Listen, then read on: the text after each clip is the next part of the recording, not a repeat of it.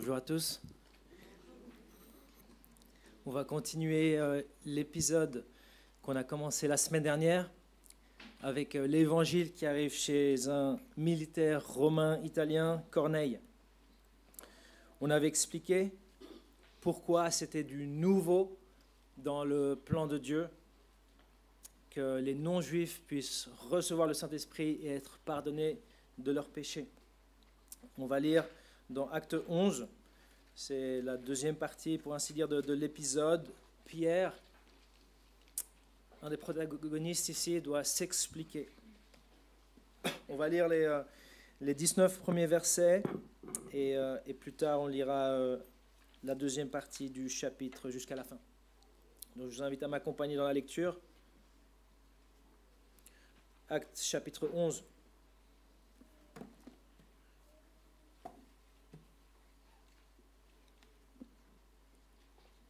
Les apôtres et les frères qui étaient en Judée apprirent que les non-juifs avaient eux aussi fait bon accueil à la parole de Dieu. Et lorsque Pierre monta à Jérusalem, ceux qui étaient circoncis lui adressèrent des reproches en disant « Tu es entré chez des incirconcis et tu as mangé avec eux. » Pierre se mit à leur exposer dans l'ordre tout ce qui s'était passé. Il dit « J'étais dans la ville de Jaffa et pendant que je priais, j'ai eu en extase une vision. Un objet qui ressemblait à une grande nappe attachée aux quatre coins descendait du ciel et venait jusqu'à moi. Je l'ai examiné attentivement et j'ai vu les quadrupèdes de la terre, les bêtes sauvages et les reptiles, ainsi que tous les oiseaux du ciel. Ainsi que les oiseaux du ciel. Puis j'ai entendu une voix qui me disait « Lève-toi, Pierre, tue et mange. » Mais j'ai dit « Certainement pas, Seigneur, car je n'ai jamais rien mangé de souillé ni d'impur. » Pour la deuxième fois, la voix s'est fait entendre du ciel. Ce que Dieu a déclaré pur, toi ne le considère pas comme impur. Cela est arrivé 3 fois, puis tout a été retiré dans le ciel. Et voilà qu'à l'instant même, 3 hommes envoyés de Césarée vers moi sont arrivés à la maison où j'étais. L'Esprit m'a dit de partir avec eux sans hésiter. Les 6 frères que voici m'ont accompagné et nous sommes entrés dans la maison de Corneille. Cet homme nous a raconté comment il avait vu l'ange se présenter à lui dans sa maison et lui dire « Envoie quelqu'un à Jaffa et fais venir Simon surnommé Pierre. Il te dira un message par lequel tu seras sauvé, toi et ta famille. » Lorsque j'ai commencé à parler, le Saint-Esprit est descendu sur eux comme sur nous au début. Et je me suis souvenu de cette parole du Seigneur. Jean a baptisé d'eau, mais vous serez baptisés du Saint-Esprit. Puisque Dieu leur a accordé le même don qu'à nous qui avons cru au Seigneur Jésus, qui étais-je, moi, pour m'opposer à Dieu ? Après avoir entendu cela, ils se calmèrent et se mirent à célébrer la gloire de Dieu en disant « Dieu a donc aussi accordé aux non-juifs la repentance afin qu'ils aient la vie. »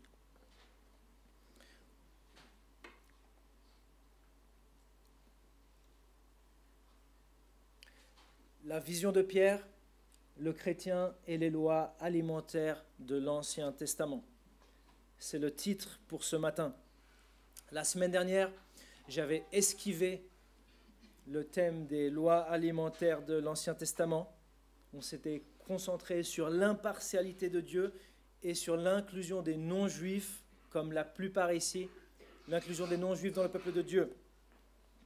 Mais on ne peut pas esquiver indéfiniment. En tant que pasteur, ce n'est pas mon rôle d'esquiver les thèmes plus compliqués. On avait dit qu'on allait étudier ce thème la semaine prochaine, donc on y est aujourd'hui. La vision de la nappe avec les animaux est souvent interprétée comme marquant l'abolition des lois alimentaires de l'Ancien Testament, de la Torah en particulier, le Pentateuque. Alors qu'en est-il ? Dieu a-t-il aboli les lois alimentaires qu'il a données au peuple juif ? Si oui, l'entièreté de la loi est-elle abolie ou uniquement les lois alimentaires ? Alors, ça va être une étude de théologie aujourd'hui. Ça va être un message thématique, ce qu'on n'a pas trop fait depuis que moi je suis arrivé. En tout cas, moi, je ne l'ai pas fait. Pas vraiment un message textuel où vraiment c'est tout sur du texte. Là, on va partir du texte et on va aller sur d'autres textes pour analyser le thème des lois alimentaires dans l'Ancien Testament. Parce que voilà, le texte nous parle de cette nappe, de ces animaux purs et impurs et de ce qui s'est passé là. Et beaucoup prennent ce passage comme marquant l'abolition de ces lois alimentaires. Alors pour ceux qui ont un peu peur de la théologie en fait c'est super intéressant et concret et pratique. Là concrètement, on va parler de si oui ou non tu peux manger un sandwich au jambon beurre. On va parler de quoi faire avec ton ami juif qui observe le Shabbat, avec ton ami juif qui observe les fêtes juives, et ce, indépendamment de s'il est un juif chrétien ou pas, de s'il est un juif qui a cru en Christ ou pas, de s'il est un juif messianique ou pas. Application concrète. Alors on va prier et on va se lancer dans ce thème-là. Je vous prie de m'accompagner dans la prière. Seigneur Jésus, merci pour ta parole, merci pour cet épisode en 2 fois qu'on a commencé la semaine dernière. Cet évangile qui est parvenu à un non-juif, quelqu'un qui n'était pas de ton peuple, qui ne s'était pas converti au judaïsme, quelqu'un qui n'était pas un prosélyte, quelqu'un à qui tu n'avais pas fait une promesse ni à lui ni à ses ancêtres d'un jour avoir ses péchés pardonnés, mais dans ta grâce et dans ta miséricorde, tu as sauvé aussi des gens en dehors du peuple de l'Alliance, comme nous ce matin, la plupart ici. On te remercie pour cela, c'est un cadeau, c'est une grâce, c'est immérité. Nous pouvons croire en toi, être unis au peuple de Dieu, être le peuple de Dieu en Jésus-Christ. L'accès et la bénédiction nous est donnée en ton Fils Jésus uniquement, et on te remercie, on se réjouit de ça ce matin. Et on te prie que aussi tu nous accompagnes dans ce thème qu'on va regarder ensemble. Au nom de Jésus, Amen. Donc avant de commencer, je me dois de vous donner un petit mot de témoignage personnel par rapport au sujet d'aujourd'hui. Ça fait plus de 15 ans que j'ai commencé à étudier le sujet des lois alimentaires et de manière plus générale de la loi de Moïse. Tout a commencé un jour où j'écoutais une chaîne de radio de la région, une chaîne de radio adventiste. Comme vous le savez, les adventistes observent le Shabbat et suivent les lois alimentaires de l'Ancien Testament. Alors que j'étais d'accord avec la plupart des choses que j'écoutais, d'ailleurs, j'aime cette chaîne de radio, l'insistance sur la nécessité d'obéir à certaines lois de l'Ancien Testament m'a surprise. Ceci m'a plongé dans le thème de la loi de Moïse et de sa place, si tant est qu'il y en ait une, dans la vie des chrétiens. C'est un thème qui m'a passionné. J'ai lu énormément de livres et analysé, des livres avec des points de vue différents. J'ai lu énormément d'articles de théologie. J'ai lu ce que des chrétiens ont pensé dans l'histoire, depuis Saint Augustin jusqu'à Jean Calvin, en passant par Jérôme, Thomas d'Aquin. Et puisque parmi les auteurs du Nouveau Testament, c'est Paul qui parle le plus de la loi, ça m'a emmené sur le thème de Paul et la loi, un gros sujet d'étude en théologie. De cet intérêt qui était le mien, ont débouché quelques essais et présentations, 3 articles publiés dans des revues de théologie, mais surtout une conviction personnelle croissante en ce qui concerne la loi de Moïse chez les croyants. Toute cette étude m'a permis de voir des choses qui étaient juste là sous mes yeux, ainsi que les faiblesses de certaines interprétations. Une des choses qui était juste là sous mes yeux, c'est le passage que je vous ai donné en devoir la semaine dernière, Actes 21, 21 à 25. On va y aller dans quelques instants, mais commençons avec notre texte, avec Acte 11. Ici, Pierre doit s'expliquer. Il raconte comment tout ce qu'il a fait était l'initiative de Dieu. C'était l'initiative de Dieu qui l'a emmené à faire ce qu'il a fait. Il dit même que Dieu a approuvé ce qu'il avait fait en envoyant le Saint-Esprit quand il prêchait. Relisons ensemble les versets 15 à 17.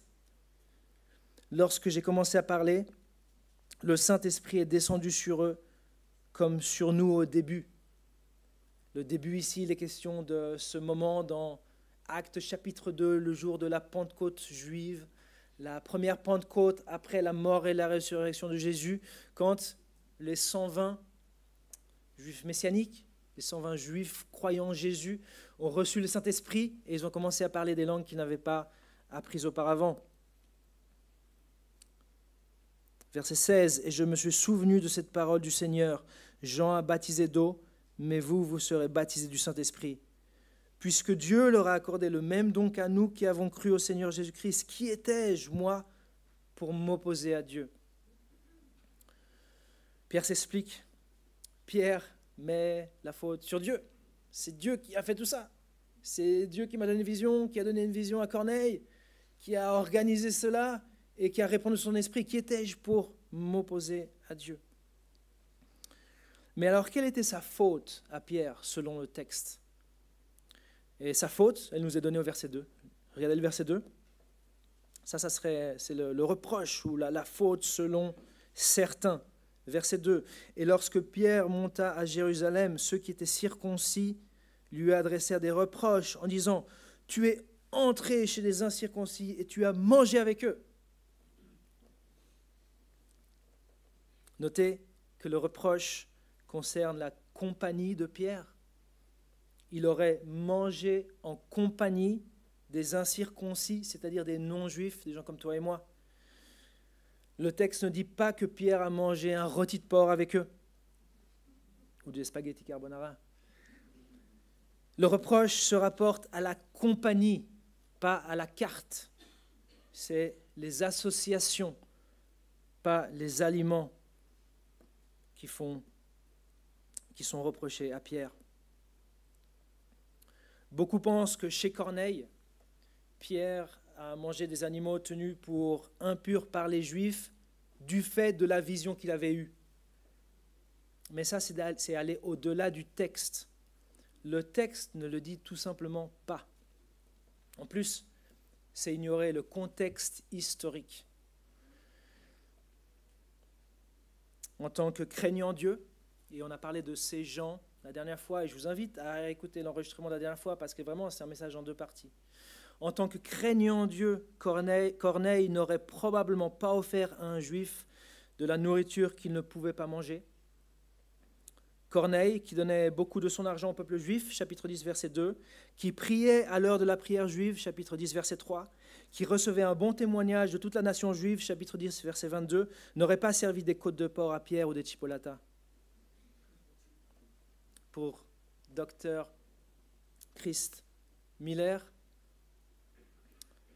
il dit ceci: « Il est difficile d'imaginer qu'une personne aussi sympathique envers la nation juive puisse être assez insensible pour offrir de la nourriture impure à son invité, dont il avait 4 jours pour préparer l'arrivée et au pied duquel il tomba l'heure de leur première rencontre. » Il avait 4 jours pour préparer cette rencontre, en effet.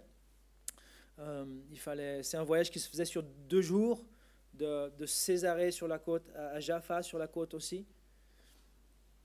Il avait le temps de se préparer, il connaissait très bien comment la culture du peuple juif, il savait qu'il s'abstenait de certaines nourritures. Ça serait en effet le comble de l'ironie qu'après s'être jeté aux pieds de Pierre en révérence pour l'adorer, il lui serve ensuite un morceau de bacon. Non, le reproche qu'il a reçu, c'était d'être entré chez un non-juif. C'est le texte qui le dit. C'est l'association qu'il avait eue avec un non-juif qui était le problème. Ce qu'on ne comprend pas trop, nous, hommes modernes, c'est que manger avec quelqu'un à cette époque-là était synonyme d'association. Le problème n'était pas la carte, mais la compagnie. Et la vision des animaux, alors, Étienne? N'est-ce pas l'abolition des lois alimentaires de la Torah? Il était bien question de purifier, n'est-ce pas? Dieu a bien dit « tue et mange ». Ce que Dieu a déclaré pur ne le considère pas comme souillé. Oui, Dieu a dit cela. Mais la semaine dernière, on a vu que la vision avait un caractère symbolique. Pierre ne savait pas ce qu'elle voulait dire. Pierre n'a pas conclu ce que beaucoup concluent aujourd'hui. C'est Dieu qui a dû interpréter cette vision pour Pierre. Quand il arriva chez Corneille, Pierre a enfin compris ce que signifiait la vision. Et ça nous est donné dans le texte. Chapitre 10, verset 28. Dieu m'a montré qu'il ne faut déclarer aucun être humain souillé ou impur. C'est pourquoi je n'ai pas eu d'objection à venir. Et j'ai mis entre crochets, même si c'est interdit, on avait parlé de ça la semaine dernière, c'est interdit pour un non-juif. Leur autorité politico-religieuse leur avait interdit de rentrer chez un non-juif. Ce n'était pas dans la Torah, ce n'était pas dans l'Ancien Testament, c'était ajouté à la loi, c'était mauvais. Ils avaient ajouté quelque chose qui n'était pas là. Dieu m'a montré qu'il ne faut déclarer aucun être humain souillé ou impur. C'est pourquoi, parce que Dieu m'a montré qu'il ne faut déclarer aucun être humain souillé ou impur, je n'ai pas eu d'objection à venir et à rentrer chez toi. La vision avait pour objectif d'expliquer que les non-juifs qui s'attachent au Messie ne sont pas impurs. La vision avait pour objectif d'expliquer que les non-juifs qui s'attachent au Messie, qui croient en Jésus-Christ de tout leur cœur, ne sont pas impurs, ils sont sanctifiés par la foi. Ils sont sanctifiés par la foi, ils ne sont pas impurs. Ils sont sanctifiés par la foi, comme les Juifs d'ailleurs, qui sont sanctifiés par la foi uniquement, pas par la loi de Moïse. Alors résumons rapidement ce qu'on a vu la semaine dernière.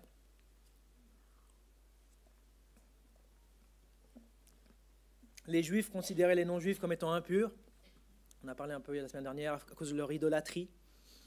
La plupart des non-juifs, c'était des païens idolâtres, polythéistes dans l'Empire romain. Par conséquent, il était interdit pour les juifs de s'associer étroitement avec les non-juifs. On a parlé un peu du contexte, de l'arrière-plan potentiel de cette interdiction qui existait.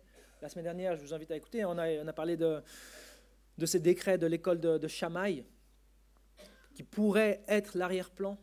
En tout cas, l'autorité juive avait interdit cela. 3. Dieu veut changer cela. Il veut changer cela. Pourquoi ? Pour l'égalité. Dans l'Église, personne n'est impur. Tous sont sanctifiés par la foi, juifs et non-juifs. Aussi pour l'unité, il ne peut pas y avoir de mur entre les disciples de Jésus. Imagine une église où les juifs ne peuvent pas rentrer chez les non-juifs. C'est quoi ça ? Dieu ne voulait pas ça. Dieu utilise une vision pour enseigner qu'il ne faut pas considérer impur ce qui ne l'est pas. Et on avait parlé la semaine dernière que dans cette nappe, il y avait tous les animaux de la terre. Le chapitre 10 le dit. Il y avait aussi les animaux purs sur cette nappe. Dieu utilise une vision pour enseigner qu'il ne faut pas considérer impur ce qui ne l'est pas. Donc l'abolition des lois alimentaires de l'Ancien Testament doit se trouver ailleurs. Et certains vont ailleurs. Ils vont à Marc 7, donc je vous invite, c'est un message thématique aujourd'hui, on va aller à Marc 7, versets 18 à 19. Marc 7, versets 18 à 19. C'est un passage qu'on retrouve dans Matthieu 15. Mais dans Marc 7, c'est surtout Marc qui est pris comme notant l'abolition des lois alimentaires de l'Ancien Testament. Alors Marc 7, je vais lire les versets 18 à 19. Vous allez reconnaître l'histoire ou le contexte. Il leur dit, vous aussi, vous êtes donc sans intelligence, ne comprenez-vous pas que rien de ce qui, de l'extérieur, entre dans l'homme ne peut le rendre impur ? En effet, cela n'entre pas dans son cœur, mais dans son ventre, puis est évacué dans les toilettes. Il déclarait ainsi que tous les aliments sont purs.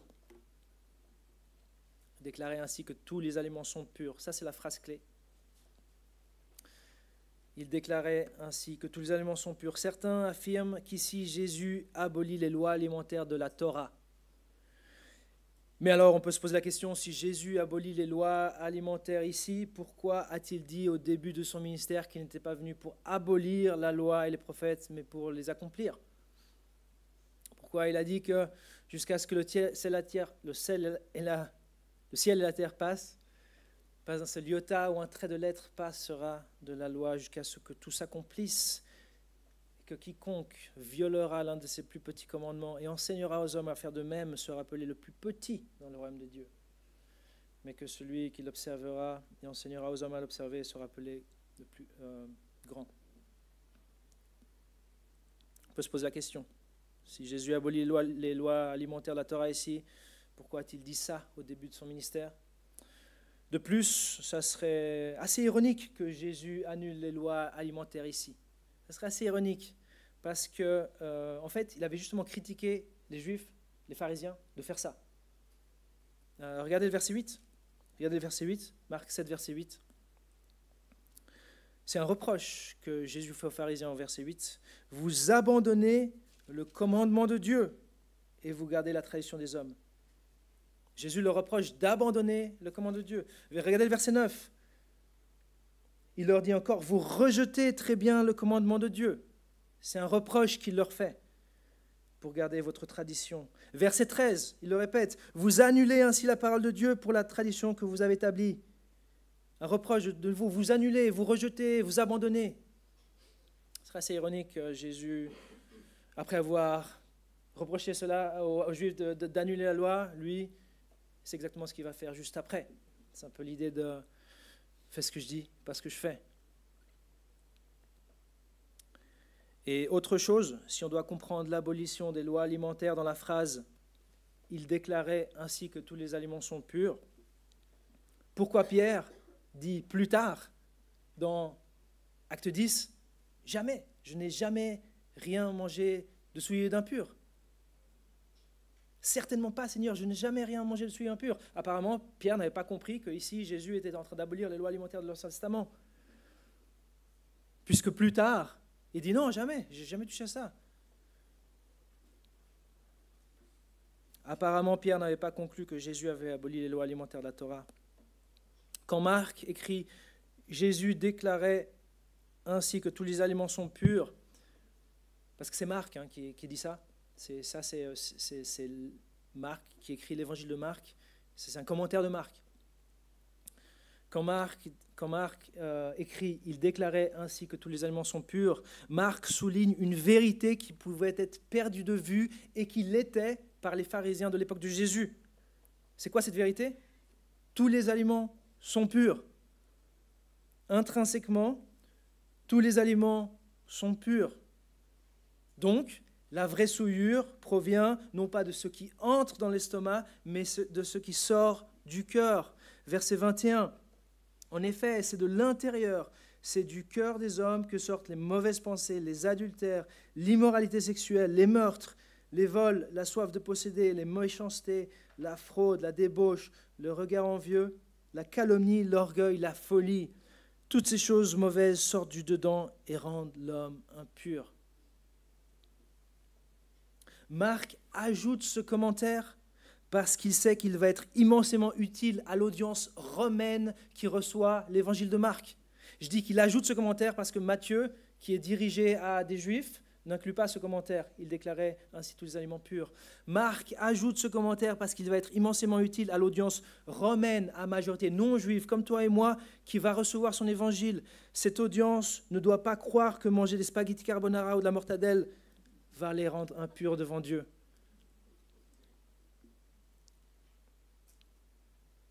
En fait, ça c'était quelque chose qu'ils auraient déjà dû savoir, qu'intrinsèquement tous les animaux sont purs. Voici Lévitique 11 qu'on a brièvement lu la semaine dernière.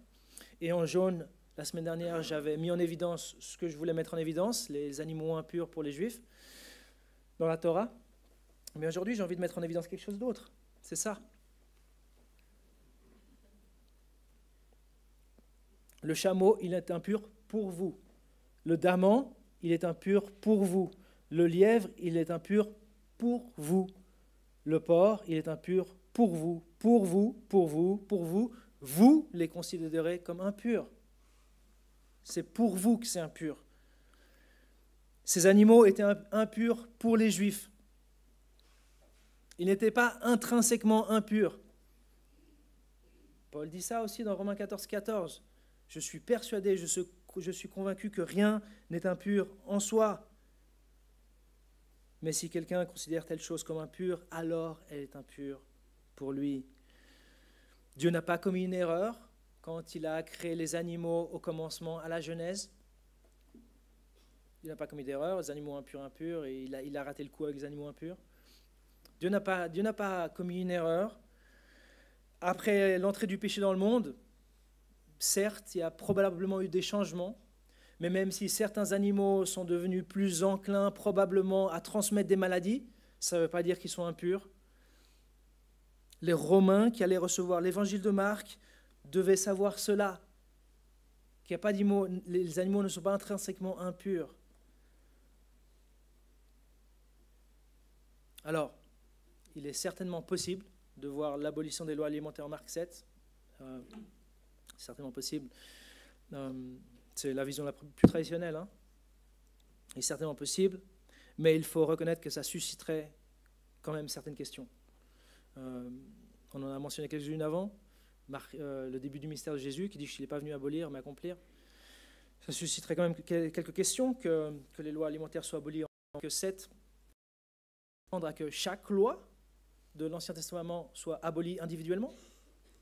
Il y en a énormément des lois. Est-ce qu'on doit s'attendre à que chaque loi soit abolie individuellement? Ou est-ce que les autres lois sont-elles abolies?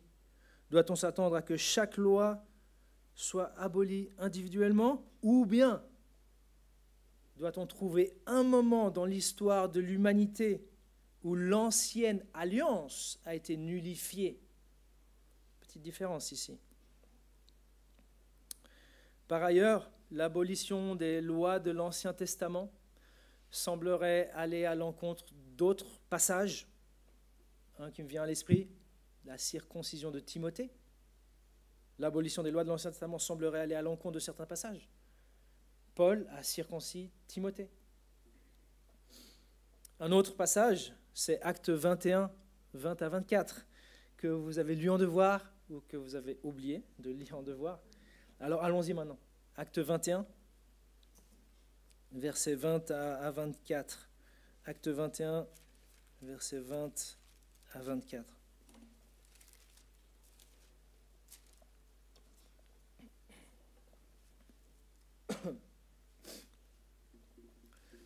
Ce qu'on va lire là, c'est après le 3e voyage missionnaire de Paul.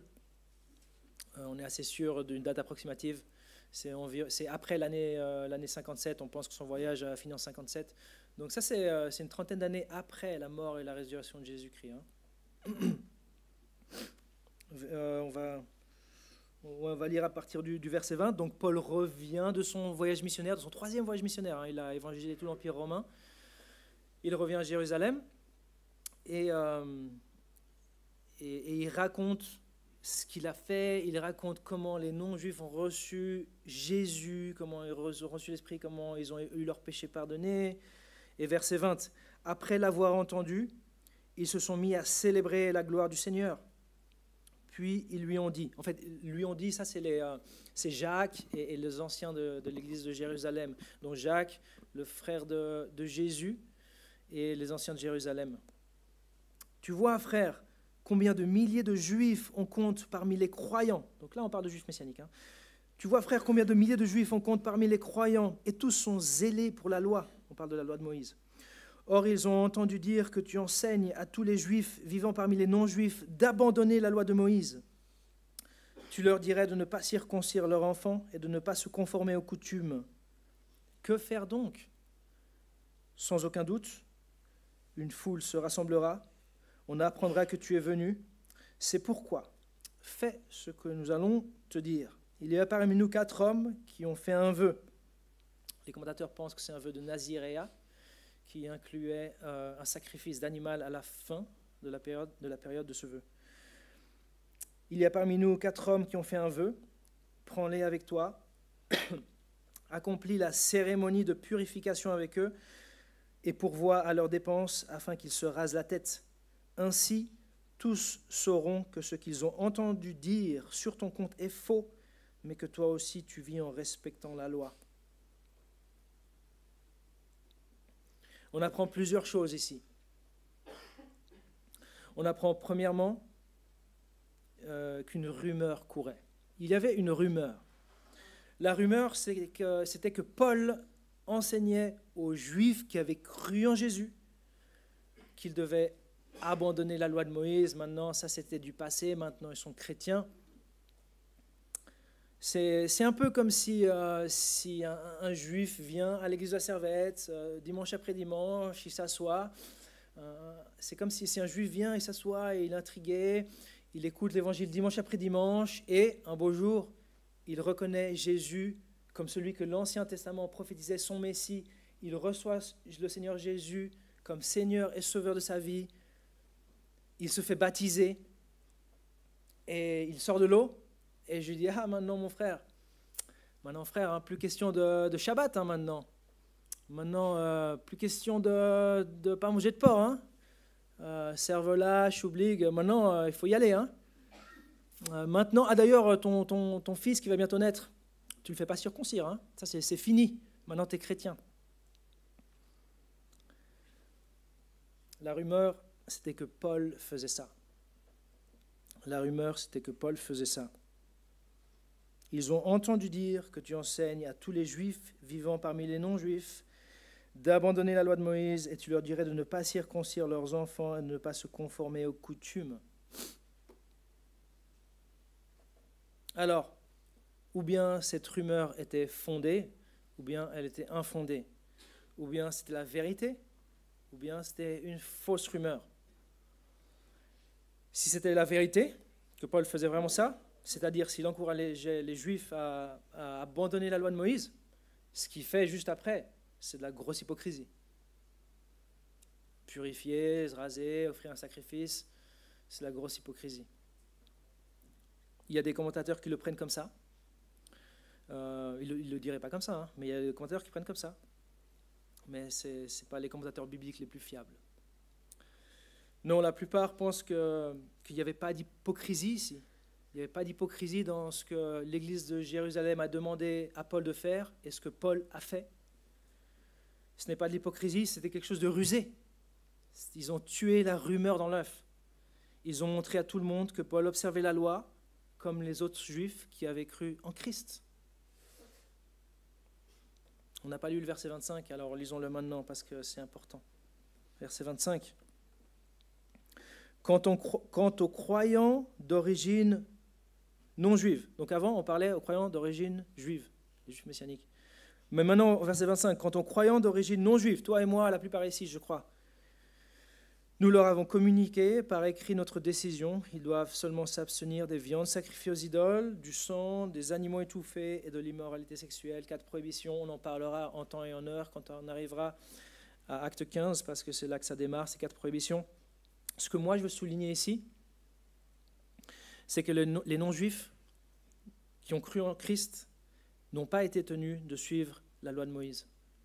Les non-juifs qui ont cru en Christ n'ont pas été tenus de suivre la loi de Moïse. Ce que je veux dire aussi, c'est qu'il y aurait une distinction par rapport à la pertinence de la loi de Moïse au sein même de l'Église. Parce que dans l'Église, il y a juifs et non-juifs. Il y a un seul Dieu, il y a un seul médiateur entre Dieu et les hommes, Jésus, mais le médiateur n'est pas médiateur d'un seul. Il est médiateur des juifs et des non-juifs. Il y aurait une distinction par rapport à la pertinence de la loi de Moïse au sein même de l'Église. Alors, je sais que cette idée peut être nouvelle pour certains d'entre vous, peut-être même pour la majorité. Mais ce n'est pas quelque chose de nouveau que certaines lois s'appliquent à certains et pas à d'autres. Par exemple, je prends une loi comme ça au bol, la loi du service militaire obligatoire en Suisse. C'est une loi qui ne s'applique pas à tout le monde. C'est une loi qui s'applique aux Suisses et aux hommes. Ça ne s'applique pas à tout le monde. Qu'une loi ne s'applique pas à tout le monde n'est pas forcément quelque chose d'étrange. Alors certains prennent cette distinction qu'on a lue là dans Acte 21. Dans Acte 21, on a lu une distinction, non ? Certains prennent cette distinction au sein même de l'Église comme quelque chose de ponctuel, de passager dans l'histoire de l'Église. Ils diront que Actes est un livre qui n'est pas normatif ou prescriptif. Ils diront que Actes relate une époque charnière dans l'histoire de l'Église. et ils diront, bah voilà, ça c'est quelque chose qui s'est passé, mais c'est pas pour aujourd'hui, c'est pas comme ça aujourd'hui.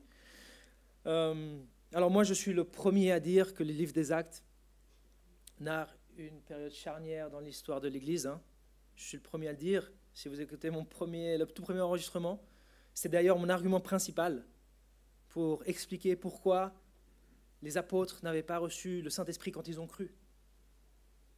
En partant du principe qu'ils ont cru avant le jour de la Pentecôte. Moi, je crois qu'ils croyaient en Jésus, le Messie, avant le jour de la Pentecôte. Pourtant, ils n'ont pas reçu le Saint-Esprit le jour de la quand ils ont cru, durant le ministère de Jésus. Ils ont reçu le Saint-Esprit au moment de la Pentecôte juive.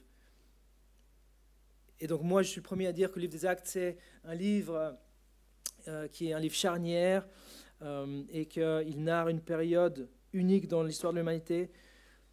Mais est-ce que c'est une bonne hypothèse de dire « Ah, ça c'est charnière, ça c'est pas pour aujourd'hui ».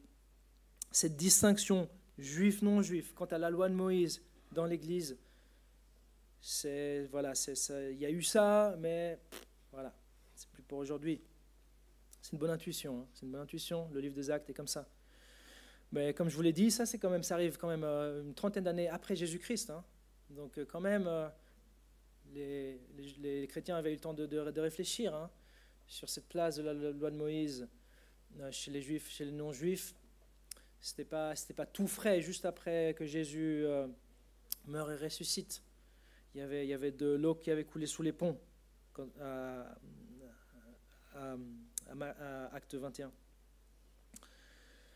Donc le problème avec l'hypothèse que c'est une période transitoire, le problème avec l'hypothèse que ça c'est quelque chose de transitoire, cette distinction juif-non-juif qu'on a lu dans Acte 21, c'est que on trouve un passage dans le Nouveau Testament en fait, qui est dans les Épîtres, qui parlerait plutôt de quelque chose de prescriptif pour l'époque de la Nouvelle Alliance dans laquelle on est encore aujourd'hui.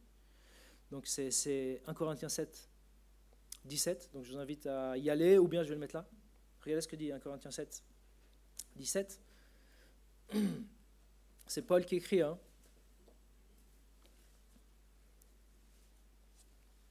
Par ailleurs, que chacun vive selon la part que le Seigneur lui a attribuée, selon l'appel qu'il a reçu. Et regardez ce qui est là, juste avant le jaune. C'est ce que je prescris dans toutes les églises. Donc ça, c'est la prescription dans toutes les églises. Hein, c'est plus quelque chose de transitoire, hein, c'est une prescription pour toutes les églises. Quelqu'un était-il circoncis quand il a été appelé, quand il a cru en Christ, il a été appelé en Christ, qu'il ne cherche pas à le cacher. Il n'est pas en train de dire la traduction cachée, à mon avis, ce n'est pas la meilleure. Quelqu'un qu'il ne cherche pas à le cacher. Quelqu'un était-il incirconcis, comme moi et toi, quand il était appelé, qu'il ne se fasse pas circoncire. La circoncision n'est rien, et l'incirconcision n'est rien non plus. Mais ce qui compte, c'est le respect des commandements de Dieu. Que chacun reste dans la condition qui était la sienne lorsqu'il a été appelé. La seconde 21 a traduit « caché ». Ici, dans l'original, c'est l'idée d'enlever les marques de la circoncision. C'est-à-dire quoi, ça, enlever les marques de la circoncision? Tu peux enlever les marques de la circoncision. Il y a une opération, mais les commentateurs ne pensent pas du tout à quoi fait allusion Paul ici. Paul est en train de parler de vivre comme un juif.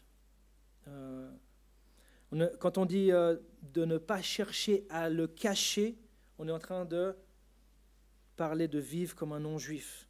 Tu caches les marques de la circoncision si tu commences à vivre comme un non-juif. Si tu es un juif, tu caches les marques de ta circoncision si tu commences à vivre comme un non-juif. Paul ne désire pas qu'un juif vive comme un non-juif en oubliant sa culture et son identité donnée par la Torah. Alors qu'un juif messianique continue de vivre comme un juif, ne veut pas dire qu'il est comme lié par serment à la loi de Moïse. Il faut clarifier ça, c'est important. Je sais que c'est un sujet qui est souvent mal compris. Qu'un juif messianique continue de vivre comme un juif ne veut pas dire qu'il est lié comme par serment à la loi de Moïse. Le chrétien n'est pas sous la loi, et ça inclut tous les chrétiens, incluant les juifs messianiques. Le chrétien n'est pas sous la loi. Être sous la loi, dans le Nouveau Testament, c'est l'idée d'être tenu par la loi, d'être obligé par la loi. 1 Corinthiens 9, 20, aucun chrétien n'est sous la loi. Aucun chrétien n'est tenu d'obéir la loi pour gagner accès à Dieu et hériter la bénédiction. Ça, c'est l'ancienne alliance. Obéis pour avoir accès à Dieu et hériter la bénédiction. L'ancienne alliance, elle est obsolète, elle est passée. Aucun chrétien n'est tenu d'obéir à la loi pour avoir accès à Dieu et pour hériter la bénédiction de Dieu. L'accès à Dieu et la bénédiction de Dieu est donné en Jésus seul, pour les non-juifs et pour les juifs aussi. Et pour les juifs messianiques aussi.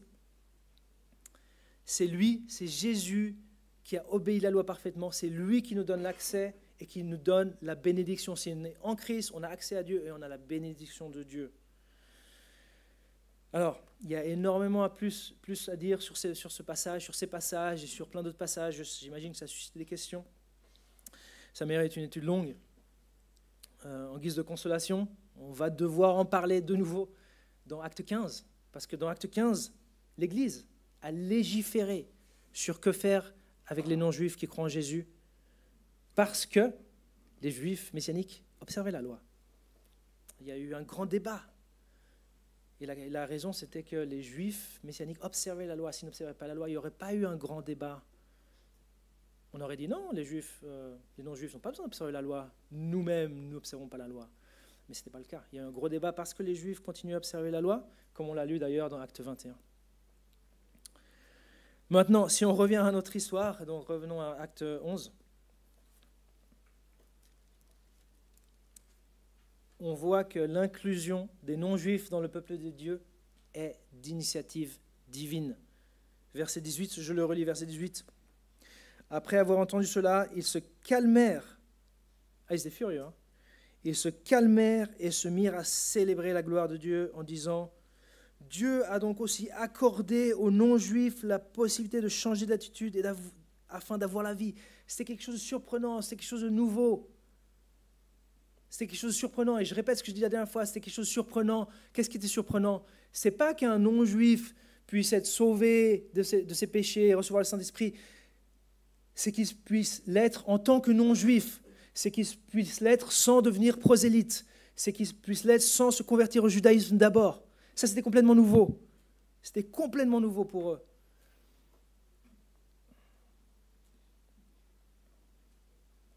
Mais l'inclusion des non-juifs en tant que non-juifs, sans la loi de Moïse, l'inclusion des non-juifs dans le peuple de Dieu est d'initiative divine.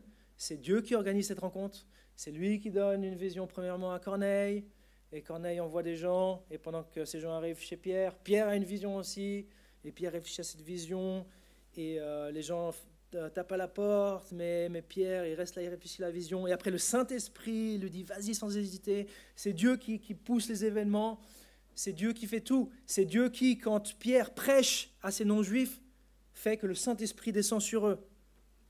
L'inclusion des non-juifs dans le peuple de Dieu en tant que non-juifs est d'initiative divine.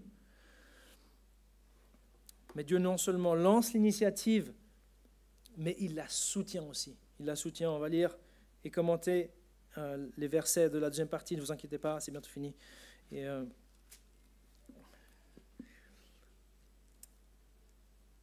Dieu non seulement lance l'initiative, mais regardez comme il la soutient maintenant. Ceux qui avaient été dispersés lors de la persécution survenue après la mort d'Étienne allèrent jusqu'en Phénicie. Je crois que j'ai une carte, oui j'ai une carte. Allèrent jusqu'en Phénicie, dans l'île de Chypre, et à Antioche. Mais ils annonçaient la parole qu'aux Juifs. Alors, ce n'était pas des mauvais disciples. Hein, ils ont annoncé la parole qu'aux Juifs. Ce n'était pas forcément des mauvais disciples. Peut-être qu'ils se rappelaient ces paroles de Jésus qui dit, Jésus avait dit, n'allez, Matthieu 10, verset 5, n'allez pas vers les non-juifs et n'entrez pas dans la ville des Samaritains, allez plutôt vers les brebis perdues de la communauté d'Israël. Donc, ils annonçaient la parole qu'aux Juifs. Ils pensaient que c'était que les Juifs qui pouvaient être sauvés et que si un non-juif voulait être sauvé, il n'avait qu'à se convertir au judaïsme. Ils annonçaient la parole qu'aux Juifs. Mais verset 20, cependant, certains d'entre eux qui étaient originaires de Chypre et de Cyrène vinrent à Antioche et s'adressèrent aux non-juifs pour leur annoncer la bonne nouvelle du Seigneur Jésus. Et regardez comment le Seigneur soutient cette évangélisation auprès des non-juifs. La main du Seigneur était avec eux et un grand nombre de personnes crurent et se tournèrent vers le Seigneur. La nouvelle en parvint aux oreilles des membres de l'église de Jérusalem et ils envoyèrent Barnabas jusqu'à Antioche. Barnabas, ce lévite de Chypre, qui avait vendu un champ et qui avait donné tout l'argent aux apôtres dans Acte 5, Acte 4, pardon. Cette même personne qui avait amené Paul et il avait dit, les gars, Paul, c'est un bon gars. Paul, c'est bon, il s'est converti maintenant. Parce que l'église de Jérusalem a peur de Paul. Il dit, ah, c'est un espion, lui, il veut s'infiltrer, c'est pas vraiment chrétien. C'est Barnabas qui a ramené Paul, qui a dit, non, Paul, c'est un bon gars. Il a vraiment prêché à Damas, Jésus-Christ. On parle de ce Barnabas qu'on va retrouver de nouveau plus tard dans les voyages missionnaires de Paul. Ce Barnabas, dont un pasteur suisse et théologien, Frédéric Louis Godet, pensait qu'il avait écrit l'Épître aux Hébreux. Mystère, qui a écrit l'Épître aux Hébreux. Certains pensent que c'est Barnabas, c'était un lévite, et on dirait que celui qui a écrit l'Épître aux Hébreux connaît bien le système lévitique. Bref, Barnabas est là, et à son arrivée, verset 23, lorsqu'il vit la grâce de Dieu, il en éprouva la joie, il les encourageait tous à rester attachés au Seigneur d'un cœur ferme, car c'était un homme de bien, plein d'Esprit Saint et de foi. Une foule assez nombreuse s'attacha au Seigneur. Barnabas se rendit ensuite à Tars pour aller chercher Paul. Il y avait une amitié là. Quand il l'eut trouvé, il l'amena à Antioche. Pendant toute une année, ils participèrent aux réunions de l'Église et ils enseignèrent beaucoup de personnes. C'est à Antioche que pour la première fois, les disciples furent appelés chrétiens. Antioche, c'est là au nord. C'était je crois que c'était la troisième ville la plus grande de l'Empire romain à cette époque-là, après Rome et Alexandrie, Antioche. Et c'est là que pour la première fois, les disciples sont appelés chrétiens. On peut se demander pourquoi là, pour la première fois, probablement parce que c'était à majorité non juive, et les Romains n'ont pas reconnu le caractère juif chez ces personnes. C'était des non-juifs qui ont cru au Seigneur. Les juifs qui croyaient en Jésus, par les Romains, ils étaient considérés comme une secte du judaïsme. C'était quand même des juifs un peu différents, ils croient en Jésus le Messie. Mais là, ils ont été appelés chrétiens probablement parce que les Romains, ils ont reconnu quelque chose qui n'avait pas cette couleur juive. C'était à majorité non juive, c'était cette église d'Antioche. Et ce qui est beau, c'est que cette église à majorité non juive aide une église à majorité juive. C'est ce qu'on voit dans les prochains versets, verset 27. À cette époque-là, les apôtres descendirent de Jérusalem à Antioche. L'un d'eux, du nom d'Agabus, se leva et annonça par l'Esprit qu'il y aurait une grande famine sur toute la terre. C'est aussi celui, Agabus, qui va se lier les pieds avec une ceinture plus tard. Elle arriva, cette famine, sous l'empereur Claude, années 41 à 54 de notre ère, l'empereur romain Claude. Les disciples décidèrent d'envoyer, chacun selon ses moyens, les disciples d'Antioche, une église à majorité non juive, un secours financier aux frères et sœurs qui habitaient la Judée. C'est ce qu'ils firent en l'envoyant aux anciens par l'intermédiaire de Barnabas et de Paul. Numéro 3. Dieu crée une unité concrète entre juifs et non-juifs. C'est Dieu qui a fait ça. C'était seulement Dieu qui pouvait faire ça. C'est Jésus qui fait ça en étant le Messie des uns et des autres. Quelques exhortations, rapidement pour finir. Je crois que je les ai ici. Rends gloire à Dieu pour le cadeau du Saint-Esprit et du pardon des péchés. Quand je dis ça, je prends en compte les deux messages, la semaine dernière et aujourd'hui. Rends gloire à Dieu pour le cadeau du Saint-Esprit et du pardon des péchés. Dieu n'était pas tenu de le faire. Il ne l'avait pas promis ni à toi ni à tes ancêtres. Mais il t'a donné le même cadeau qu'au peuple juif à qui il avait promis. On l'avait lu la semaine dernière dans l'Ancien Testament. Dieu promet à la communauté de Juda et à la communauté d'Israël que dans le futur, il va répandre son esprit et qu'ils seront pardonnés de leurs péchés. Il a fait ça avec son peuple. L'Église primitive était juive. Mais il a donné ce même cadeau à des non-juifs comme toi et moi. Je crois qu'on peut être reconnaissant pour ça. Non seulement pour ça, mais aussi parce que on est dans le peuple de Dieu sans la loi de Moïse. La loi de Moïse, c'est un joug difficile à porter. Pierre le dira plus tard. C'est un joug difficile à porter. C'est pas facile d'observer la loi de Moïse. Je crois qu'on peut être reconnaissant d'être accepté dans le peuple de Dieu sans la loi. Autre exhortation, ne cherche pas à devenir juif, ça va devenir de plus en plus clair alors qu'on décortique ce livre des Actes. Mais le plan de Dieu, c'est que juifs et non-juifs soient unis ensemble sous le Messie. Le but, ce n'est pas que les non-juifs deviennent juifs, auquel cas les non-juifs disparaîtraient, ou que les juifs deviennent non-juifs, auquel cas les juifs disparaîtraient. La vision que Dieu a dans l'Ancien Testament pour le futur, c'est juifs et non-juifs qui adorent le Dieu d'Israël ensemble, unis dans le Messie. Ne cherche pas à devenir juif. Ne cherche pas à devenir juif. Tu dois rester non-juif, tu dois préserver cette diversité que Dieu a voulu dans l'Église. Que chacun demeure, comment il disait Paul, selon l'appel qu'il a reçu. Et je le dis parce qu'il y a des chrétiens qui judaïsent. C'est du vol d'identité, moi je crois. Demeure dans l'état que tu avais quand tu as reçu Christ, par rapport à cette histoire des juifs ou pas juifs. Demeure dans l'état que tu étais quand tu as reçu Christ. Je ne dis pas que tu n'as pas besoin d'observer la loi de Moïse. Je dis que tu ne dois pas l'observer. Je dis que tu ne dois pas l'observer, à moins que ce soit occasionnellement et de préférence avec des vrais juifs.